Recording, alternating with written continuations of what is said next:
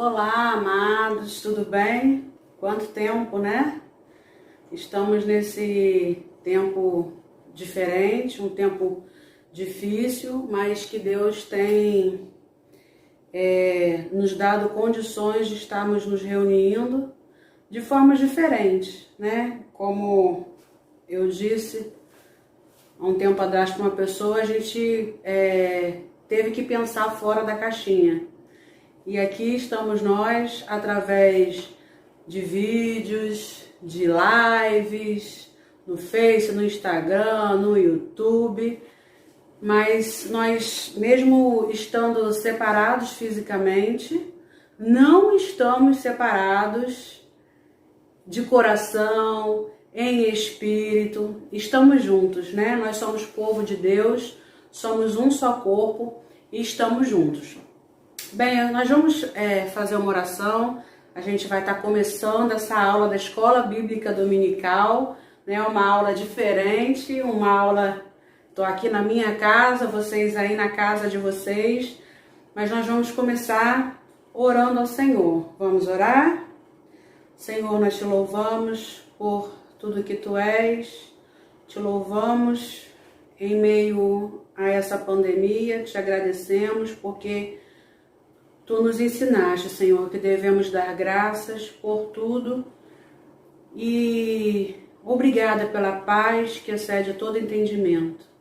Obrigada porque a Tua paz está presente no nosso meio, mesmo em momentos tão difíceis, tão turbulentos que estamos vivenciando. Ó Pai, tem misericórdia de nós. Abençoa, Deus, as famílias que estão agora nos vendo, nos ouvindo. Ó Deus, fortaleça os nossos laços, fortaleça os nossos casamentos, os nossos filhos.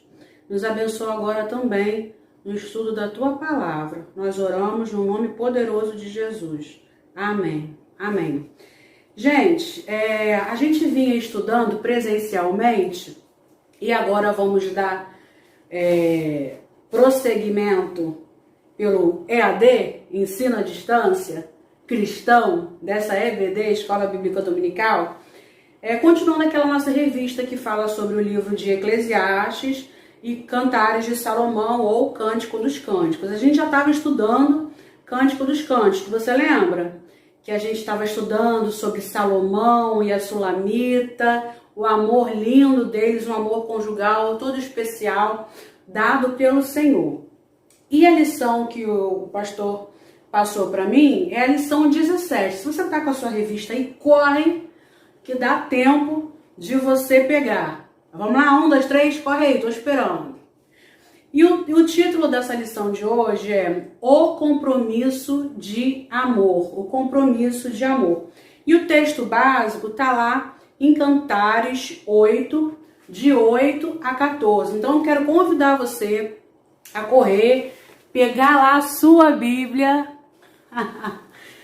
para poder a gente ler juntos esse texto. Cantares 8, de 8 a 14.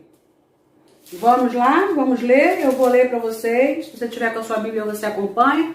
Se você não tiver, preste atenção aí. Cantares 8, de 8 a 14, diz assim: Temos uma irmãzinha que ainda não tem seios. Que faremos a essa nossa irmã no dia em que for pedida? Se ela for um muro, edificaremos sobre ele uma torre de prata. Se for uma porta, cercá-lo-emos com tábuas de cedro. Eu sou um muro, e os meus seios como as suas torres. Sendo eu assim, fui tida por digna da confiança do meu amado. Teve Salomão uma vinha em Baal-Amon, entregou-a a uns guardas, e cada um lhe trazia pelo seu fruto 1000 peças de prata. A vinha que me pertence está ao meu dispor. Tu, ó Salomão, terás os 1000 ciclos, e os que guardam o fruto dela, 200. Ó tu que habitas nos jardins, os companheiros estão atentos para ouvir a tua voz, faz-me, pois, também ouvi-la. E termina com a esposa falando para o amado: Vem depressa, amado meu, faze-me semelhante ao gamo ou ao filho da gazela, que saltam sobre os montes aromáticos, né? É um livro totalmente poético, uma poesia de amor. E a gente suspira ao ouvir e ao ler Cantares de Salomão, ao estudar. E essa lição que fala sobre o compromisso de amor vai falar sobre a importância da virgindade e a importância da fidelidade. Ué, Carolina, a gente é casado, vai estudar sobre a importância da virgindade? A gente já casou, a gente não é mais virgem, certo? Certo. Mas os nossos filhos, muitos de nós temos filhos que não casaram. Então a gente vai estar aprendendo hoje sobre a importância de se manter puro sexualmente antes do casamento e também durante o casamento na questão da fidelidade conjugal. Eu queria ler com vocês um comentário aqui da minha Bíblia. Essa minha Bíblia é a Bíblia da Mulher. E eu estava dando uma olhada e achei muito interessante para estar compartilhando com vocês. Diz assim: a noiva sulamita. A pena lírica do rei Salomão traça os contornos de uma jovem bela e sensual. Apesar de descrevê-la em detalhes, não revela seu nome, chamando apenas de sulamita. Lembra que a gente estudou isso na outra aula? Né? Que sulamita ou sunamita é aquela que vem de Sunem, né? Era uma região sudeste do Mar da Galileia. Bem, ao recordar a sua infância, falando desse texto que a gente leu, a sulamita fala de seus irmãos que a colocavam para trabalhar nos campos. Ela era uma trabalhadora, ela trabalhava nas vinhas, nos campos. O fato de mencionar o lar materno, mas não fazer referência ao pai, provavelmente indica que ele havia falecido. Nesse caso, as tradições israelitas ditavam que a filha ficava sujeita à autoridade dos seus irmãos.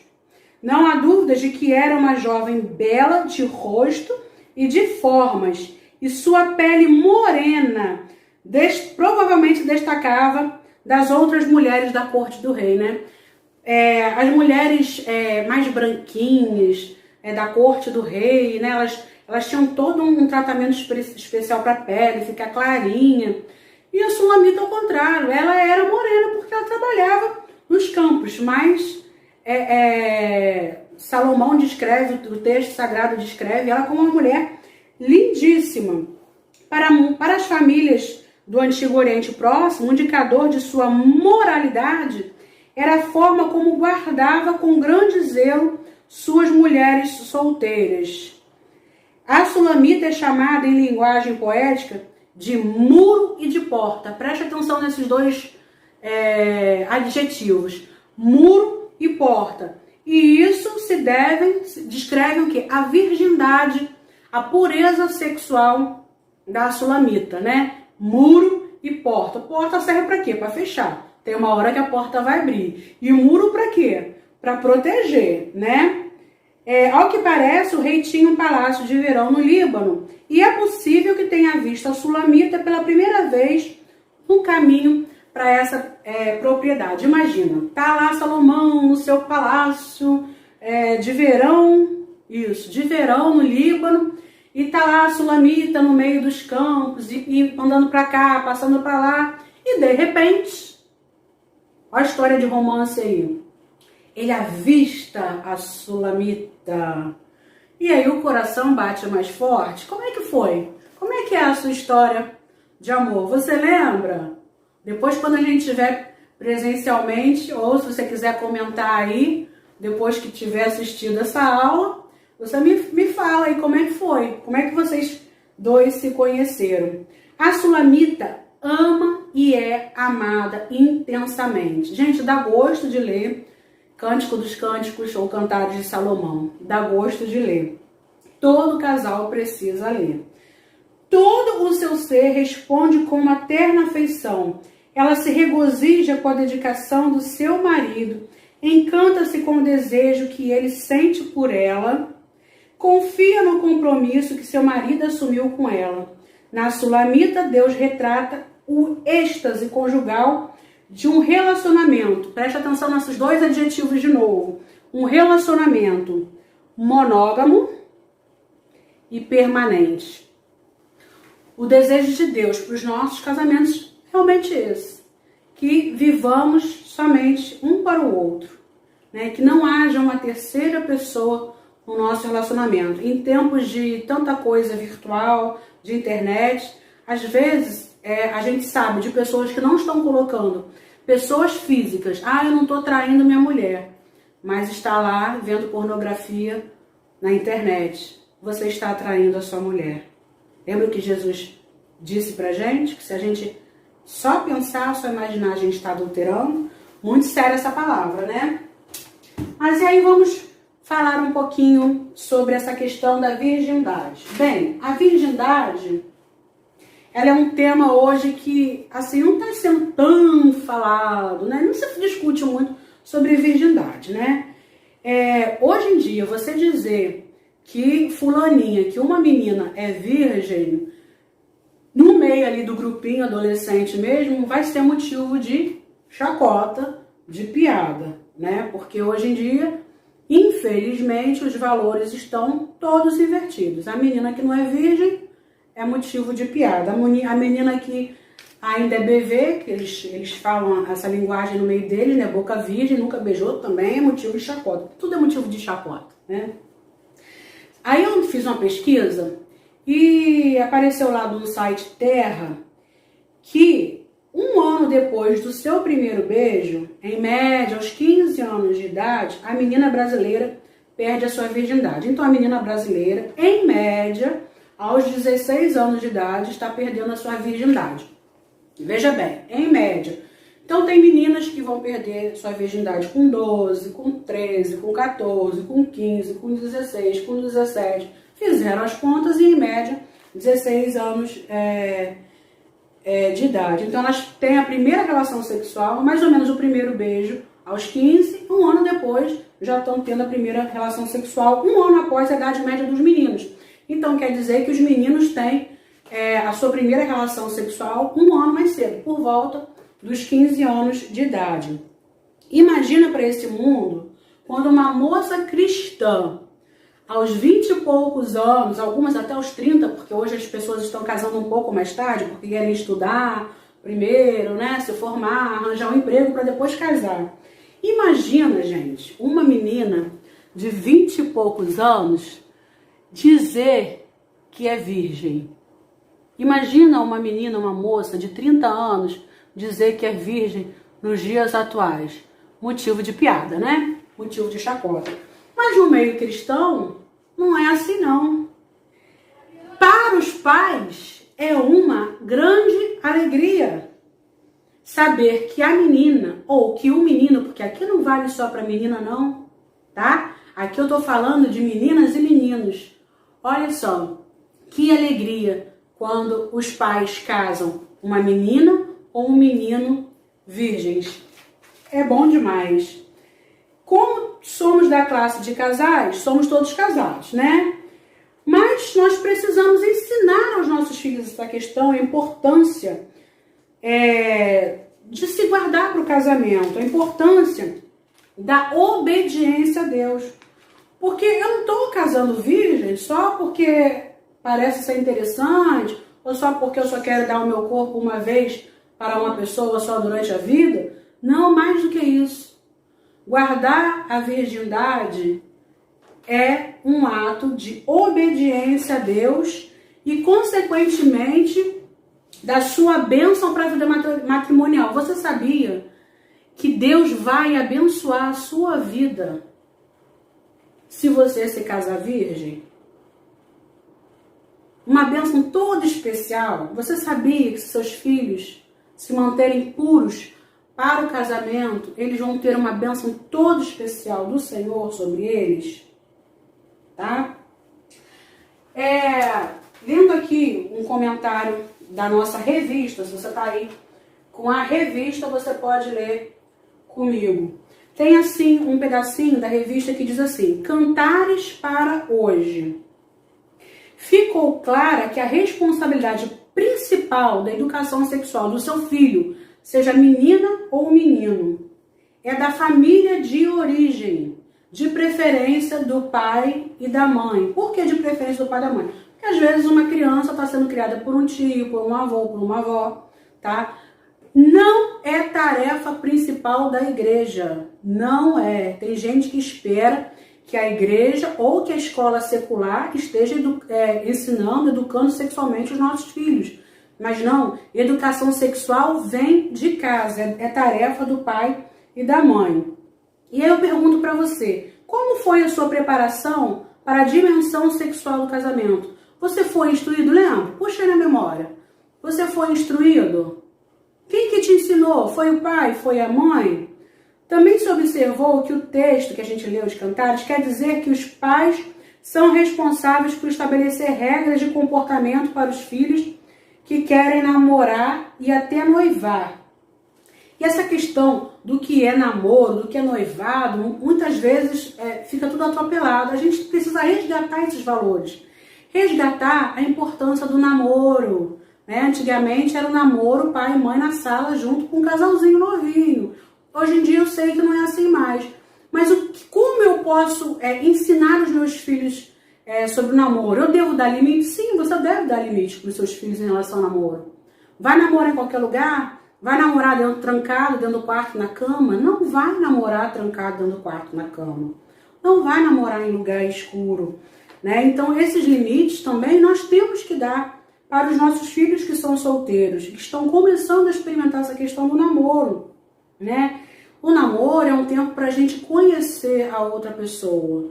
Conhecer, não fisicamente, como as coisas no mundo são, mas conhecer como é a saúde psicológica e emocional. Se é uma pessoa controlada, se é uma pessoa com uma mente legal, se é uma pessoa íntegra, se é uma pessoa correta, se ela é saudável em vários aspectos. Quais são os defeitos, quais são as qualidades, os defeitos que essa pessoa tem, eu vou conseguir conviver, são defeitos toleráveis ou são defeitos que são fundamentais para eu terminar esse namoro? Porque tem defeitos e defeitos, não é, gente? Tem defeitos e defeitos. Por exemplo, se eu estiver namorando um cara extremamente preguiçoso, que não trabalha, não estuda, não tem planos para o futuro, deixa a vida me levar, a vida leva eu. Isso é um defeito que você não vai querer tolerar, porque a vida não é feita de um amor numa cabana, numa praia deserta. A vida é feita de muito trabalho para viver numa cabana numa praia deserta. Brincadeirinha, tá, gente? E o que é o noivado também, né? Tem gente que quer logo enfiar uma aliança. Não! A gente namora, conhece, a gente tem certeza, a gente ora a Deus, tem certeza de que é aquela pessoa que eu quero ficar pro resto da vida, então eu vou colocar uma aliança no dedo. Eu estou dizendo para a sociedade, mas mais que isso, eu estou dizendo para Deus e para quem está noivo de mim, que eu quero realmente um compromisso, que eu quero realmente viver a vida toda com essa pessoa. Né? E aí eu vou preparar minha casa, vou construir minha casa, vou fazer meu enxoval, todo um programa também financeiro para entrar num casamento, né? Então, dar limite para os filhos.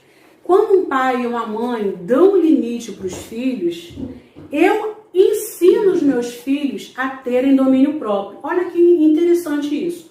Quando eu estabeleço limites para os meus filhos, quando eu estabeleço limites até em relação ao namoro, como vai namorar, que hora vai namorar, quando vai chegar, como é que é, o que pode, o que não pode, eu também estou ensinando os meus filhos a ter domínio próprio. Peraí, isso pode, isso não pode, peraí, a sexualidade está aflorando, a vontade está aflorando, então vamos parar de beijar, peraí, isso pode, isso não pode.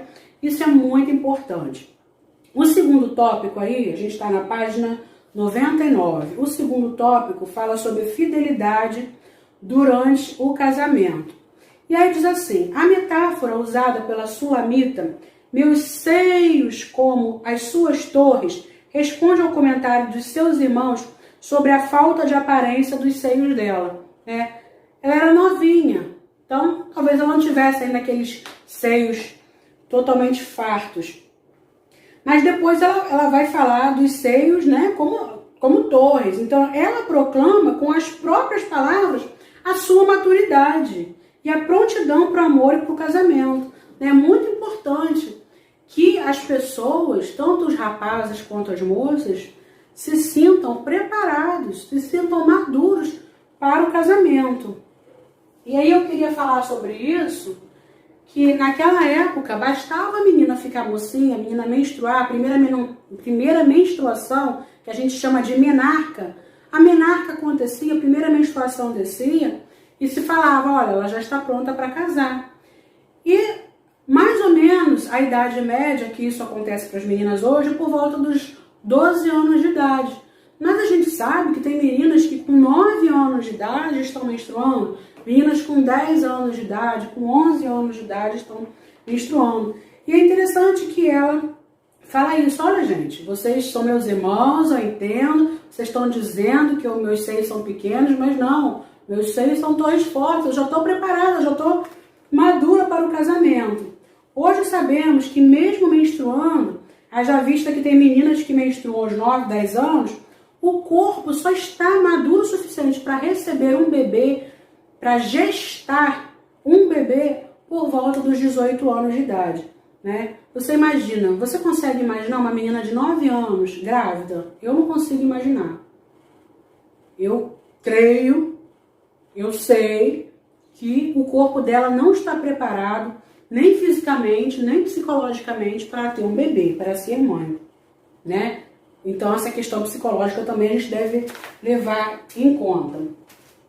Mas veja bem, voltando aí para a lição, a expressão fui tida por digna da confiança do meu amado deixa claro que não precisava existir nenhum tipo de dúvida quanto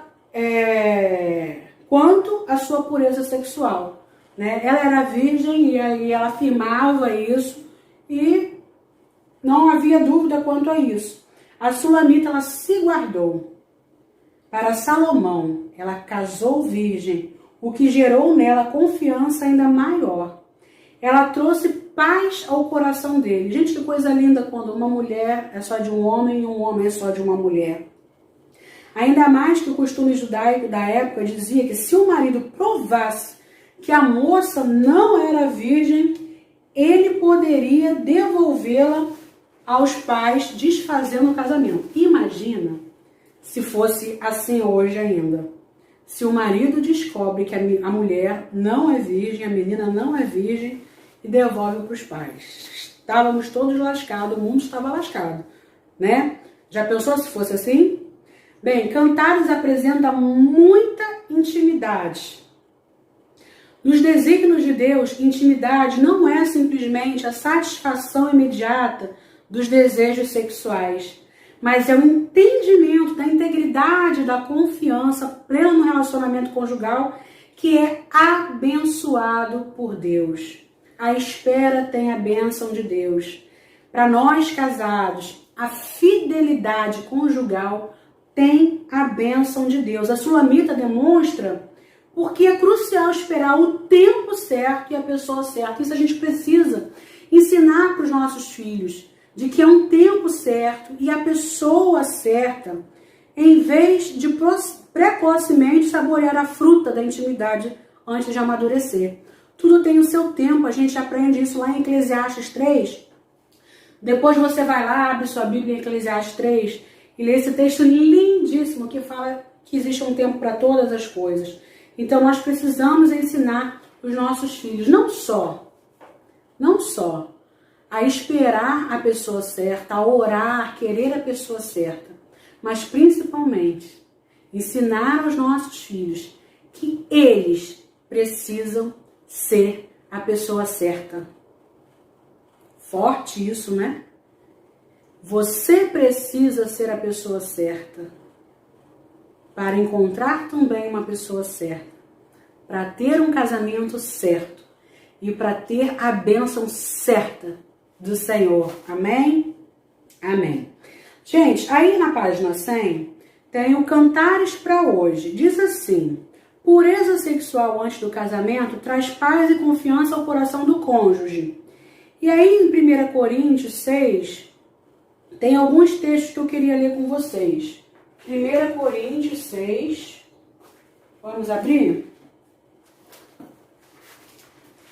1 Coríntios 6.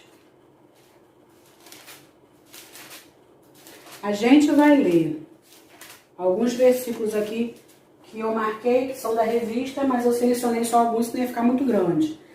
Versículo 9, diz assim: ou não sabeis...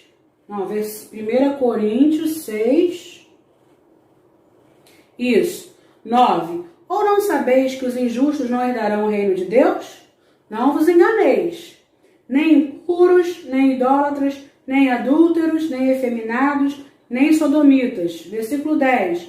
Nem ladrões, nem avarentos, nem bêbados, nem maldizentes, nem roubadores herdarão o reino de Deus. Versículo 12. Todas as coisas me são lícitas, mas nem todas me convêm. Todas as coisas me são lícitas, mas eu não me deixarei dominar por nenhuma delas. Agora, o versículo 16. Ou não sabeis que o homem que se une à prostituta forma um só corpo com ela? Isso é sério. Porque, como se diz, serão os dois uma só carne. Versículo 19 e 20. Acaso não sabeis que o vosso corpo é santuário do Espírito Santo, que está em vós, o qual tendes por parte de Deus, e que não sois de vós mesmos, porque fostes comprados por preço. Agora, pois, glorificai a Deus no vosso corpo. O nosso corpo, as nossas atitudes devem glorificar a Deus. Agora nós vamos para o terceiro ponto, tá bom? Que diz assim: virgindade e fidelidade são recompensados. Aí a gente volta lá para o livro de Cântico dos Cânticos. A gente estava lendo o capítulo 8, certo? E a gente vai ler o versículo 7 e 12. Cântico dos Cânticos 8, 7 e 12. Esse texto é lindo demais. Vários casamentos a gente ouve o pastor pregando, né? Senão, durante o culto, ele é mencionado. As muitas águas não poderiam apagar o amor, nem os rios afogá-lo. Ainda que alguém desse todos os bens da sua casa pelo amor, seria de todo desprezado. E o versículo 12.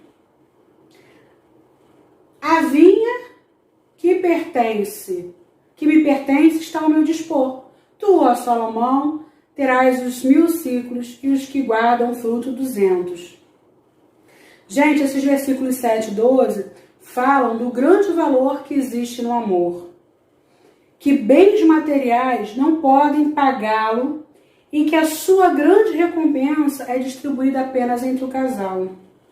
O que a gente colhe de um amor puro, de um casamento onde há fidelidade conjugal, quem colhe é o próprio casal. A recompensa da fidelidade é para o próprio casal, que é felicidade, paz, harmonia, cumplicidade e respeito. Não é o vizinho que vai colher, quem vai colher é o próprio casal. Cantares 8, 7 diz que aquele significado de Cantares 8, 7 em que aquele amor não pode ser comprado, apenas doado. E eu quero dizer para você que o verdadeiro amor vem de Deus.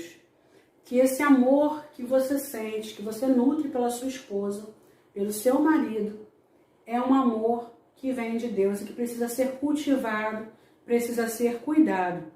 Intimidade, gente, não é relutante nem maquinadora, mas intimidade é algo livre, é algo espontâneo e que se entrega sem reserva. Quantos casais estão casados há 40 anos, por exemplo, e não têm intimidade? Não tem intimidade. Intimidade oferece coração, alma e corpo à pessoa amada. Qualquer coisa menos não merece ser chamada de amor verdadeiro. E eu queria falar um pouco para você sobre essa questão da intimidade. Infelizmente, muitos casais são casados e não são íntimos. Não são íntimos emocionalmente. Não compartilham seus sonhos, seus desejos, suas dificuldades. não são íntimos fisicamente, não se abraçam, não se beijam. Isso e aquilo não pode, não toca aqui, não faz assado, não conhecem bem o corpo do outro, o tempo do outro, não tem prazer sexual. Muitos casais não são íntimos espiritualmente. Não oram juntos, não oram um pelo outro, não oram pela família, não falam sobre Deus nas suas conversas, nem acerca das coisas espirituais. Isso é muito triste, né? Outra perguntinha para vocês na página 101, Cantares para hoje. Que tipo de recompensa você deu aos seus pais que contribuíram com o desenvolvimento do seu caráter ou com o seu cônjuge? Como eu falei, que coisa boa para os pais é saber que os filhos são felizes. E eu falei isso domingo no nosso culto doméstico. A nossa reflexão em família foi sobre sonhos. E aí meu marido perguntou, Carolina, fala quais são os seus sonhos. E um dos meus maiores sonhos, se não o maior dos meus sonhos, é que os meus filhos construam famílias felizes. Que eles se casem com pessoas de Deus e que tenham uma família e filhos extremamente abençoados e eles sejam extremamente felizes. Já caminhando para o quarto ponto, antes da nossa conclusão, fala sobre virgindade e fidelidade trazem espontaneidade.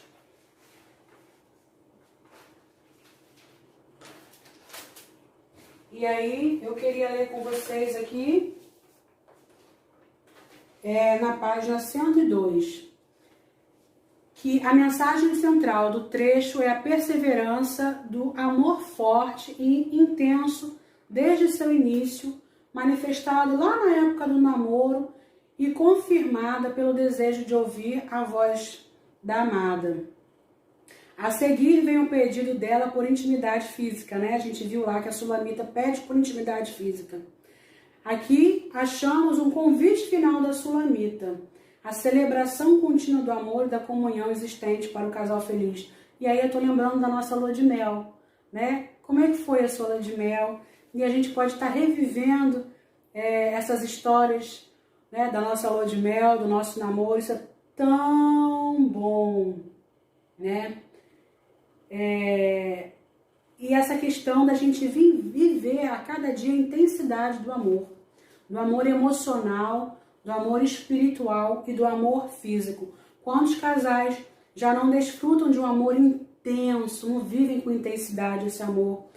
Às vezes são casais que têm 40 anos de casamento, mas tem casais que têm 4 meses ou 4 anos de casamento e não vivem mais esse amor intenso, e é uma lástima isso, né? Então, para a gente concluir, eu quero dizer para vocês que casamento é sinônimo de compromisso, de alegria e de comunhão. Casamento é sinônimo de compromisso, de alegria e de comunhão. E o livro de Cantares começa com o desejo da amada de receber o beijo do amado. E aí? Olha, eu vou colocar aí para você pro desafio de hoje. Dá um beijo na sua amada, dá um beijo no seu amado.